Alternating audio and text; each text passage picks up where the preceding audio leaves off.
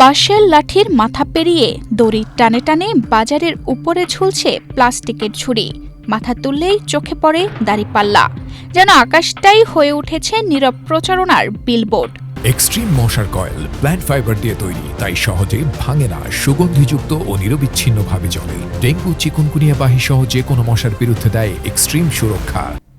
বাজারের ছাউনির ফাঁকে ফাঁকে অলিগলির উপরে দোকানের সামনে ঝুলে থাকা এই প্রতীকগুলো আর মাটিতে সীমাবদ্ধ নেই।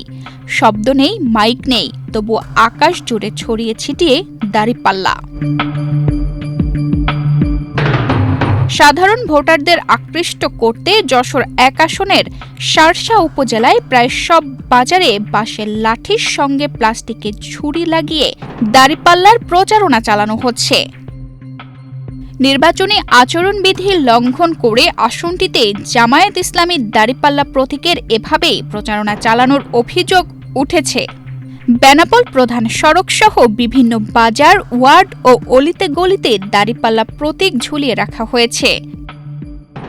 এমন দৃশ্য যা স্পষ্টই নির্বাচন আচরণবিধি পরিপন্থী, এমন অভিযোগ করছেন বিএনপির মনোনীত প্রার্থী নুরুজ্জামান লিটন। সাংবাদিকদের সঙ্গে মতবিনিময় সভায় ক্ষোভ প্রকাশ করে তিনি বলেন, দাঁড়িপাল্লা প্রতীক ঝুলিয়ে প্রকাশ্যে প্রচারণা চালানো হচ্ছে, অথচ উপজেলা প্রশাসনের কার্যকর কোনো ভূমিকা চোখে পড়ছে না।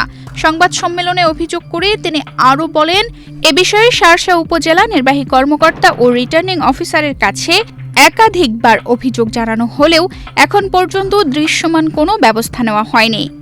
কেন বিষয়টি আমলে নেওয়া হচ্ছে না তা বোধগম্য নয় বলেও মন্তব্য করেন তিনি। এদিকে অভিযোগের পরও এলাকায় প্রতীক ঝুলিয়ে প্রচারণা অব্যাহত থাকায় নির্বাচনকে ঘিরে উত্তেজনা বাড়ছে। তানজিদা রহমান, ইনায়া, বাংলাদেশ প্রতিদিন।